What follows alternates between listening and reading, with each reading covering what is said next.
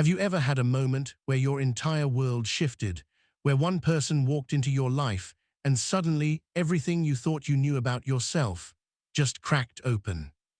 This is my story, and I'm telling it because I wish someone had told me theirs when I needed it most. It was supposed to be just a weekend, a simple favor for my best friend Marcus, house-sitting while his family went to some wedding upstate. I'd crash in his guest room, binge some Netflix, raid his fridge, easy, right? But then I met Elijah, Marcus's older brother, the one he barely mentioned, the one who was supposed to be in Chicago for a work conference, the one who came home early. And in 3 days, he didn't just change my weekend, he changed everything. My name is Jordan.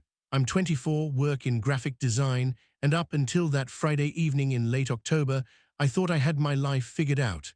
I was out to some friends, not to others. Dating apps felt hollow. Real connections seemed like something other people got, not me. I was wrong. This is the story of how I learned that love doesn't ask permission. It doesn't wait for you to be ready. Sometimes it just shows up at your best friend's house, with dark eyes that see right through you and a smile that makes you forget how to breathe. This is the story of Elijah and me. And it starts with a text message I almost ignored. The October air had that perfect bite to it, the kind that makes you want to wrap your hands around something warm and watch the leaves tumble down like they're performing just for you. I was standing outside Marcus's family home in Maplewood, a New Jersey suburb that looked like it had been designed by someone who really loved the idea of the American dream. White picket fences, oak trees older than my grandparents. The kind of quiet that made city kids like me feel both peaceful and slightly paranoid. Marcus had given me the keys 3 days ago, along with an entire verbal manual on how to work the thermostat, where his mom kept the good snacks, and strict instructions to not throw any parties or I'll personally kill you. It's just you, the house, and probably some takeout menus, he'd said, grinning. Enjoy the silence, man. No roommates, no noise, just peace. Peace, I could use some of that. I pushed open the front door, and the house greeted me with that specific smell, the one that every home has. A mixture of vanilla candles, old books, and something baked that happened days ago but still lingered. It was comforting in a way that made my chest ache a little. My apartment never smelled like this. It smelled like instant ramen and the faint musk of laundry I kept meaning to do. The Anderson house was beautiful. Hardwood floors that creaked in all the right places. Family photos covering every wall, Marcus at various ages, always grinning like he'd just gotten away with something. His parents at the beach, the mountains, in front of the Eiffel Tower. And then there were the photos of another guy, older than Marcus, stronger jaw, darker hair, eyes that seemed to look right through the camera. Elijah, I assumed, the mysterious older brother. Marcus had mentioned him maybe twice in the 3 years we'd been friends. He lives in Chicago, some tech job, we're not super close. That was all I knew. In all our late-night conversations, our coffee shop venting sessions, our drunken karaoke disasters, Elijah was a footnote. I dropped my duffel bag by the stairs and headed to the kitchen. True to Marcus's word, the fridge was fully stocked. His mom had even left a note, help yourself to anything, leftovers are labeled, Mrs. A. I was pulling out a container of what looked like homemade lasagna when I heard it. A key in the front door. My whole body went rigid. Marcus's family wasn't supposed to be back until Monday. Had they forgotten something, changed plans? Hello, I called out, my voice cracking slightly. Footsteps in the hallway, confident, measured, not the frantic rush of someone who'd forgotten their phone charger. And then he appeared in the kitchen doorway. The first thing I noticed was his height. He had to be 6'1", maybe 6'2", broad shoulders, but not in that gym bro way, more like he'd earned it through actual work, not just reps. He wore a dark blue button-down with the sleeves rolled up to his elbows, revealing forearms that my brain unhelpfully catalogued as criminally attractive. His hair was dark, slightly messy in that way that suggested he'd been running his hands through it on a long drive. And his eyes. God, his eyes. Brown, deep brown. The kind of brown that wasn't just a color but a mood. They locked onto me with an intensity that made my stomach drop like I'd just crested the top of a roller coaster. "Who are you?" he asked. His voice was low, rough around the edges, like whiskey and smoke. "Jordan," I managed. "I'm Marcus's friend. I'm house-sitting. He didn't tell you." Something shifted in his expression. Recognition, maybe, or annoyance. "Marcus." He said his brother's name like it explained everything. Of course he didn't tell me. He set down a leather weekend bag and ran a hand through his hair, called it, I thought stupidly, and I watched the muscles in his forearm flex with the movement. "Stop staring, Jordan." "I'm Elijah," he said, moving into the kitchen with a comfortable familiarity that made me feel like the intruder I technically was. "Marcus's brother. The conference ended early. I thought I'd surprise everyone." He glanced around the empty house. "Clearly, I'm the one getting surprised." "They're at a wedding, upstate. Won't be back until Monday." "Right, the Castellano wedding." He opened the fridge, pulled out a beer, and looked at me with something that might have been amusement. "Want one?" Yeah, sure." He handed me a bottle, our fingers brushing for the briefest moment. I felt it like a spark of static electricity, sharp and unexpected. We stood there in the kitchen, the silence stretching between us like a rubber band pulled taut. I should say something, anything, but my brain had apparently decided to take a vacation, leaving me standing there like an idiot, hyper-aware of everything. The way he leaned against the counter, the way his eyes kept flicking to me and then away, like he was trying to figure something out, the way my heart was beating way too fast for a situation that should have been completely normal. "So," he said finally, "graphic design, right? Marcus mentioned you." He talked about me. I tried not to sound as surprised as I felt. "In passing, usually when he's complaining about deadlines." A small smile tugged at the corner of his mouth. "You work at that boutique agency in Brooklyn." "Yeah, slate and paper. How did you?" "I pay attention." He took a sip of his beer, and I watched his throat work as he swallowed. "Jesus Christ, Jordan, get it together. I'm in product management, tech stuff, pretty boring compared to design." "I doubt that." "You'd be surprised." His eyes met mine again, and this time they stayed there. "So it's just us then, for the weekend." "Looks like it." The air between us felt thick, charged with something I couldn't name. Or maybe I could name it, but didn't want to, because naming it would make it real, would make it dangerous. "I'll stay out of your way," I said quickly.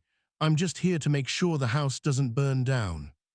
"You won't be in my way." He said it quietly, but there was a weight to the words I couldn't quite interpret. "I was actually thinking about ordering Thai food. You hungry?" My stomach answered for me with an embarrassingly loud rumble. Elijah laughed, a real laugh that crinkled the corners of his eyes and made him look younger, softer, and I felt something in my chest crack open just a little. "I'll take that as a yes." We ate at the dining table, spread out across from each other with enough Thai food to feed a small army. Elijah had ordered like someone who either had a serious appetite or was used to having leftovers for days. Pad Thai, green curry, spring rolls, mango sticky rice. The works. "Your brother never mentioned you liked Thai food," I said, twirling noodles around my fork. "Marcus and I don't really talk about food preferences." There was something in his tone, not bitter exactly, but distant. "We don't really talk about much, actually." "Why not?" The question came out before I could stop it. "Sorry, that's." "No, it's fine." He set down his chopsticks, considering. "We're just different, I guess. He's the social one, friends everywhere, always making plans. I'm more," he gestured vaguely, "internal." "Internal isn't bad." "No," he agreed, his eyes finding mine again, "but it can be lonely." The honesty in that statement hit me square in the chest. I knew exactly what he meant. You could be surrounded by people and still feel like you were watching life through a window, still feel like no one really saw you. "I get that," I said softly.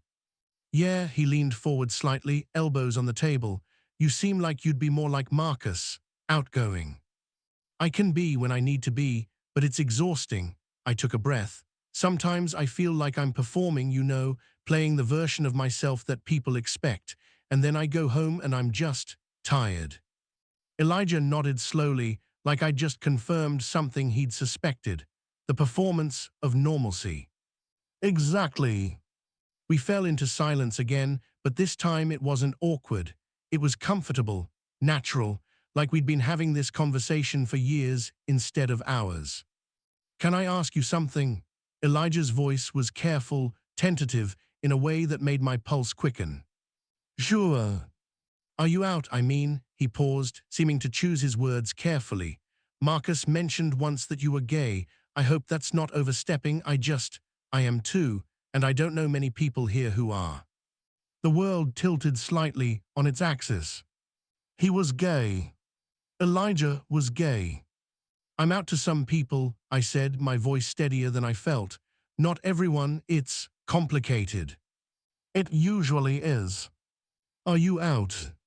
To my parents, yes, Marcus knows, but it's not something we talk about. He smiled ruefully. Another thing we don't discuss. I came out when I was 20. They were okay with it. Supportive in that, we love you, but please don't make it your whole personality way. The we're fine with it, as long as we don't have to see it, approach. Exactly, he laughed, but there was pain underneath it. It's better than a lot of people get, I know, but it still feels like there's this wall, this part of me they're just tolerating instead of celebrating. I wanted to reach across the table, to touch his hand, to tell him I understood that specific ache, the loneliness of acceptance that doesn't quite feel like acceptance. That must be hard, I said instead. It is, he looked at me with an intensity that made my breath catch, but it's less hard when you meet someone who gets it. The air between us shifted again, became electric. Jordan, he said my name like he was testing how it felt on his tongue. I know we just met, and I know this is probably crazy, but I feel like, I don't know, like I know you already. My heart was hammering against my ribs. I feel it too. Yes. Yeah. He smiled, a real, genuine smile that transformed his entire face, and I felt myself falling. We talked until 2 in the morning, about everything, his job in Chicago and how he felt disconnected from his work, my dreams of starting my own design studio, our shared love of obscure indie films, and the way we both hated small talk but craved deep conversation. We talked about coming out stories, first crushes, heartbreaks. We talked about our families, our fears, our hopes. And with every word, every shared laugh, every moment our eyes met and held, I felt the walls I'd built around myself start to crumble. When we finally said goodnight, standing at the base of the stairs, there was a moment where neither of us moved, where the space between us felt like a question neither of us was quite ready to answer. Good night, Jordan, Elijah said softly. Good night. I went to bed that night with my mind racing, my skin buzzing with awareness. I could still smell his cologne, something woody and warm, could still hear his laugh, could still see the way his eyes had lingered on me when he thought I wasn't looking. I was in trouble. The best kind of trouble. I woke to the smell of coffee and something sweet baking. For a disoriented moment, I forgot where I was. Then it all came rushing back. Marcus's house, the weekend, Elijah. Elijah. I checked my phone, 9:47 a.m. I'd slept later than usual, probably because I'd spent half the night replaying our conversation, analyzing every word, every look, every moment of connection that felt too real to be just friendly. I pulled on jeans and a sweatshirt and headed downstairs, following the smell like a cartoon character floating toward a pie. Elijah was in the kitchen, barefoot, wearing gray sweatpants and a faded Northwestern t-shirt that clung to his chest in a way that should be illegal. His hair was messy from sleep, and he had a smudge of flour on his cheek. He looked devastating. Morning, he said, glancing up with a smile. Hope I didn't wake you. You didn't, are you baking? Muffins, blueberry, my mom's recipe. He gestured to the counter where a dozen golden muffins were cooling. I couldn't sleep, so I figured I'd do something productive. You couldn't sleep. Our eyes met, held. No, he said quietly, could you? Not really. The honesty hung between us, heavy with implication. Coffee, he offered. Please. He poured me a cup, added cream without asking, somehow he already knew, and handed it to me. Our fingers brushed again, and this time the touch lingered half a second longer than necessary. So, I said, trying to sound casual, what's the plan for today? I was thinking about going into the city. There's a photography exhibit at MoMA I wanted to see, and I figured, he paused, suddenly looking uncertain, vulnerable, maybe you'd want to come, if you're not busy. My heart kicked against my ribs. I'd love to. His smile was blinding. Yeah. Yeah. The train ride into Manhattan felt like something out of a movie. We sat next to each other, shoulders occasionally brushing with the movement of the car, talking about art and design and the strange magic of New York City. Elijah had this way of listening, really listening, like every word I said mattered, like I mattered. You light up when you talk about design, he observed, as we emerged from Penn Station into the chaos of Midtown. Do I? Yeah, your whole face changes, he looked at me with an expression I couldn't quite read. It's beautiful. I felt heat rise to my cheeks. You're just saying that. I'm really not. He said it simply, like it was a fact, and my heart did a complicated somersault. The exhibit was stunning, black and white photographs that captured moments of intimacy between queer couples throughout history. A stolen kiss in 1950s Paris, two men holding hands on a beach in the 80s, a pride parade in the 90s, all joy and defiance. A wedding photo from just last year, two grooms laughing as their friends threw rice. We moved through the gallery in silence, letting the images speak, and then we stopped in front of one particular photograph. Two men in their 20s, sitting on apartment steps, the city blurred behind them. One had his head on the other's shoulder. Both were smiling at something off camera. The intimacy of it, the casual, comfortable love, made my throat tight. That's what I want, Elijah said softly, almost to himself. What? That ease, that belonging. He turned to look at me, and his eyes were raw with longing. I've dated, had relationships, but I've never had that sense of home with another person. Me neither, I admitted. I always thought maybe I wasn't built for it. Maybe I was too guarded, too afraid. Or maybe you just hadn't met the right person yet. The gallery suddenly felt very small, very quiet. Maybe, I whispered. We stood there, inches apart, the photograph witnessing something neither of us was quite ready to name. Jordan, my name in his mouth sounded like a prayer. I know this is fast, I know we just met, but I need you to know. Hey, oh my God, Jordan.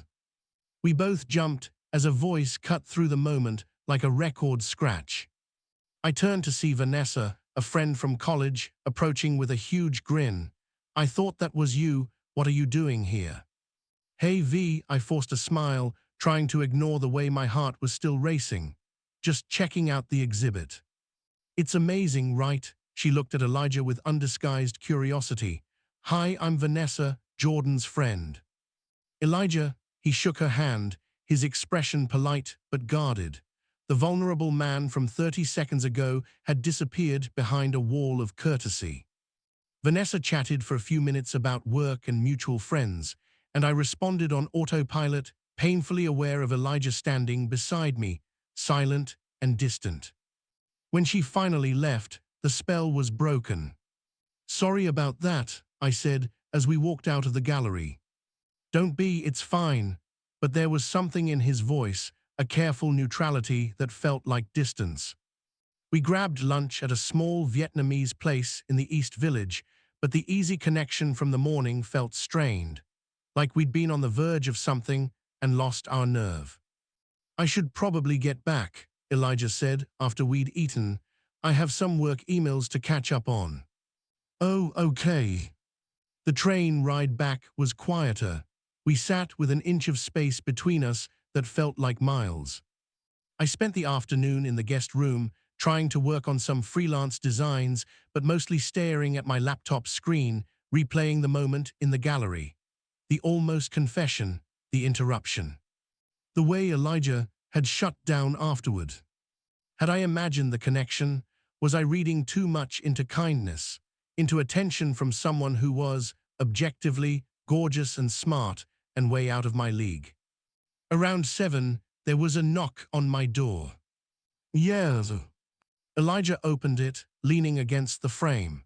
He'd changed into dark jeans and a black Henley that made him look unfairly good. Hey, I'm sorry about today. I got weird after we ran into your friend. No, I'm sorry. She kind of killed the mood. She didn't kill anything. He stepped into the room and my pulse kicked up. I got scared. Scared of what? He closed the door behind him and sat on the edge of the bed. I was at the desk, and the few feet between us felt charged with possibility. Of how much I like you, of how fast this is happening. He ran a hand through his hair, that gesture I was already addicted to. Jordan, I came home early because I was miserable in Chicago, because I've been miserable for months, going through the motions, feeling disconnected from everything. And then I meet you, and suddenly I feel awake, alive, and it terrifies me. My breath caught, it terrifies me too. Yes. Yeah, because I like you too, more than I should after one day, and I don't know what to do with that. Do you want to know what I think we should do? He stood, crossed the room, and suddenly he was right in front of me, close enough that I could see the flecks of gold in his brown eyes, close enough that I could feel the heat radiating from his body. What? My voice came out barely above a whisper. Stop overthinking it. He reached out, his fingers brushing my jaw with a gentleness that made me shiver. Stop being scared. Stop pretending this isn't happening. Elijah. I want to kiss you, Jordan. I've wanted to kiss you since last night. Tell me you want that too. I do, the words rushed out. God, I do. His hand slid to cup the back of my neck, his thumb brushing the sensitive skin behind my ear. Then let me. When his lips met mine, the world went quiet. It wasn't a tentative first kiss. It was sure and deep and hungry, like we were both making up for lost time.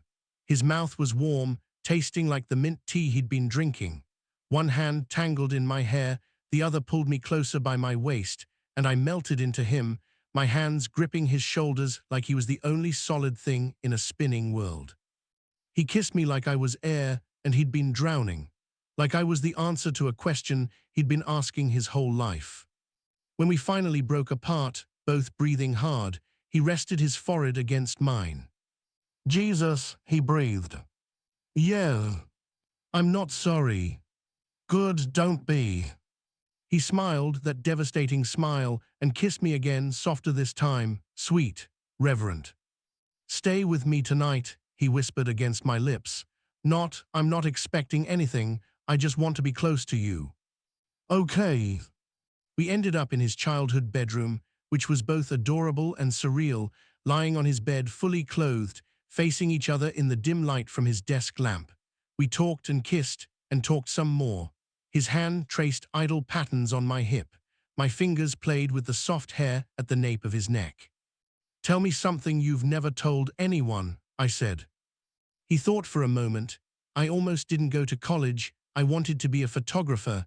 My parents thought it was impractical, so I compromised and did computer science. Built a decent career, but I think about it sometimes, what my life would look like if I'd been braver. It's not too late. Maybe not, he kissed my forehead. Your turn.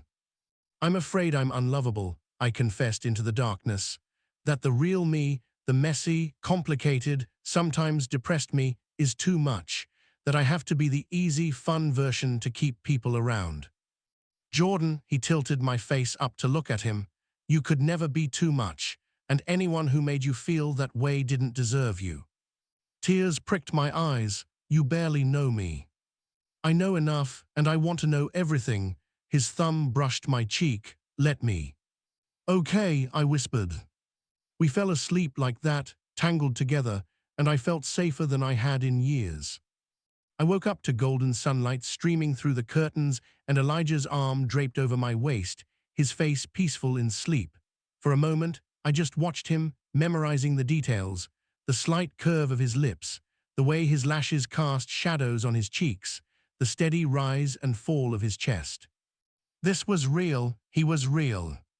His eyes fluttered open, and when he saw me watching, his face broke into a sleepy smile that made my heart stutter. "Morning," he murmured, his voice rough with sleep. "Morning. This isn't a dream, right? If it is, we are having the same one." He pulled me closer, pressing a kiss to my temple. Good. We lay there for a while, wrapped in each other and the morning light, neither of us wanting to break the spell. But eventually, reality intruded in the form of my phone buzzing on the nightstand. "Marcus. Hey man, hope the house sitting is going well. Everything okay?" Guilt crashed over me like a cold wave.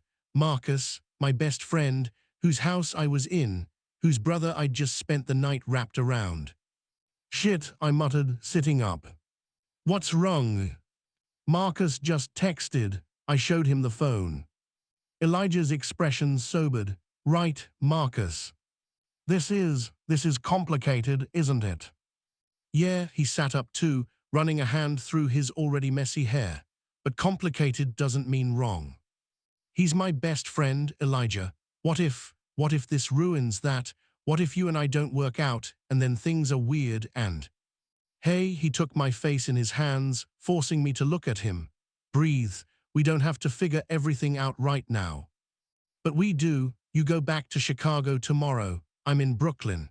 And even if the distance wasn't an issue, there's still Marcus and your parents and—" "Jordan," he kissed me soft and grounding. "One thing at a time. First, let's talk to Marcus, together."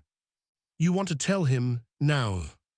"Not now, but soon, because I'm not hiding this. I'm not hiding you." His eyes were fierce. "If this is real for you, and it is for me, then we figure out the rest. But I need to know, is this real for you?" My heart was hammering, but the answer was clear. Yes. "Then we'll figure it out." We spent Sunday in a strange limbo. On one hand, we were together, holding hands, stealing kisses, existing in that honeymoon bubble where everything feels possible. On the other hand, there was the weight of decisions looming. Chicago, Brooklyn, Marcus, the real world that would crash back in tomorrow.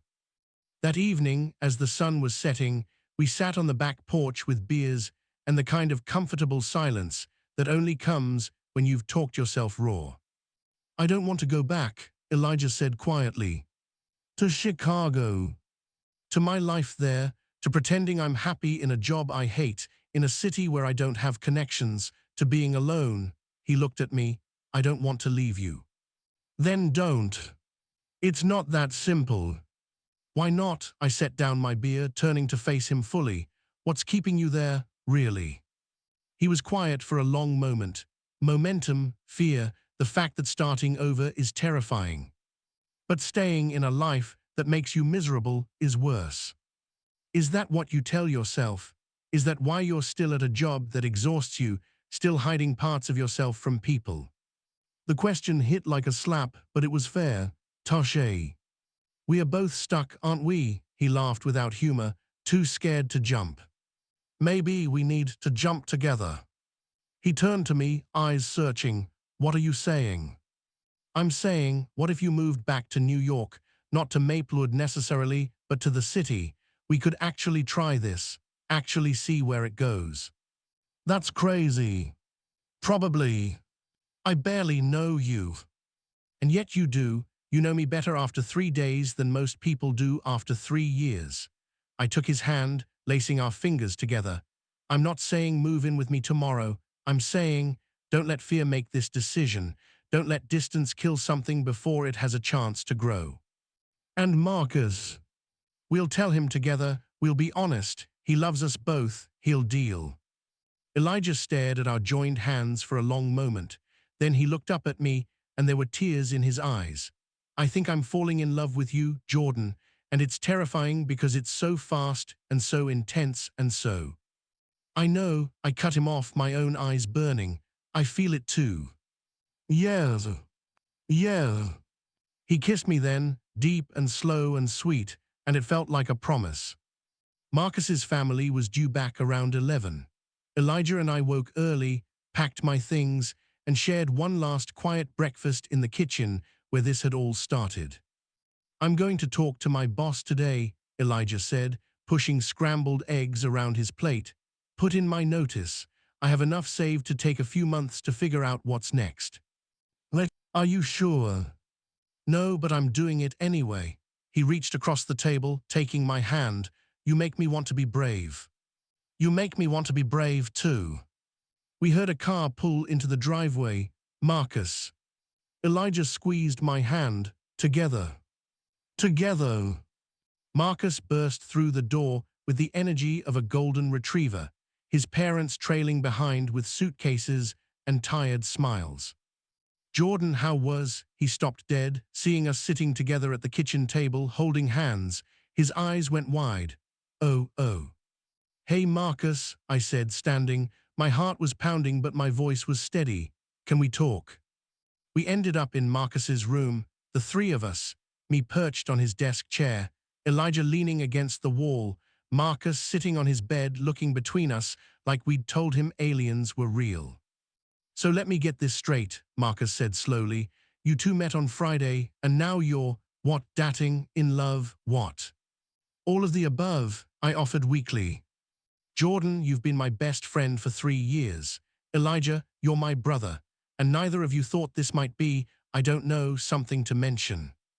It just happened, Elijah said. We didn't plan it. Obviously, Marcus scrubbed his face with his hands. I mean, I'm not mad, I'm just processing. Take your time, I said. Are you serious about this, both of you? Because if this is some weekend fling that's going to blow up and make family dinners awkward, I'm not here for it. I'm moving back to New York, Elijah said firmly. I'm quitting my job, finding a place in the city, and I'm going to see where this goes with Jordan. So yes, I'm serious. Marcus turned to me, and you? I'm terrified, I admitted, but I'm in. I want to try, I want him. Marcus stared at us for a long moment. Then slowly, a smile spread across his face. Okay, I mean, it's weird. It's definitely weird. But you both look happier than I've seen either of you in, like ever, so, okay. Yeah, I couldn't keep the hope out of my voice. Yeah, he stood, looking at Elijah. But if you hurt him, I'll kill you. Best friend privilege. Fair enough, Elijah said with a small smile. And Jordan, same goes for you. That's my brother. I know, I'll be good to him, I promise. Marcus pulled me into a hug. You better be, because you two are stuck with me now, as a friend and as the world's most invested third wheel. I laughed, relief flooding through me. I can live with that. The February wind bit through my coat as I stood outside the coffee shop in Brooklyn, waiting. I checked my phone for the 10th time. He was late. Then I saw him, jogging down the sidewalk, camera bag slung over his shoulder, cheeks flushed from the cold. He'd cut his hair shorter and let his scruff grow in. He looked good, happy. Sorry, Elijah said breathlessly as he reached me, immediately pulling me into a kiss. The shoot ran over. How'd it go? Good, really good, actually. I think I might have some pieces for the gallery show. He'd been working on a photography series, intimate portraits of queer couples, and a small gallery in the West Village had agreed to show it. But enough about me. How was your day? I met with a potential investor for the design studio.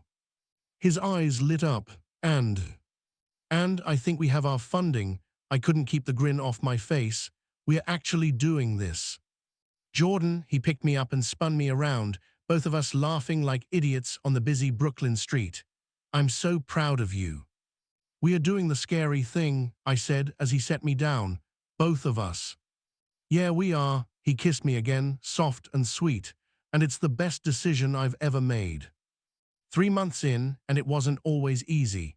There were hard conversations and adjustments, learning to live in the same city, navigating the reality of a relationship instead of the fantasy, meeting each other's friends, dealing with his parents, who were supportive but confused about the speed of everything.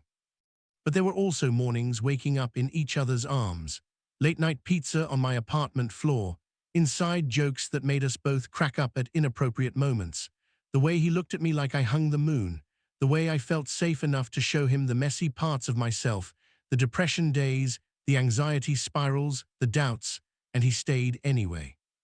We walked to my apartment hand in hand, talking about our days, making plans for dinner, existing in the comfortable rhythm we'd built. "Hey," Elijah said, as we climbed the stairs to my third-floor walk-up. "You know I love you, right?" It wasn't the first time he'd said it. We'd exchanged those words about a month in, both terrified and certain at the same time, but it still made my heart skip. "I know, I love you too."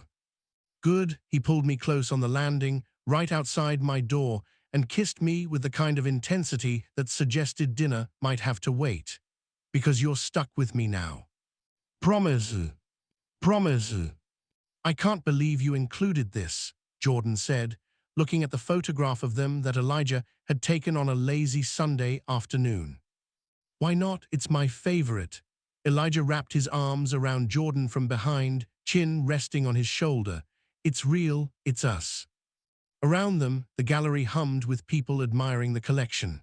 Marcus stood nearby with his girlfriend, grinning like he'd personally orchestrated their entire relationship. Elijah's parents were there too, his mom dabbing at her eyes as she looked at the images of love her son had captured. "You did it," Jordan murmured, leaning back into Elijah's embrace. "You found your thing." "We found our thing, both of us."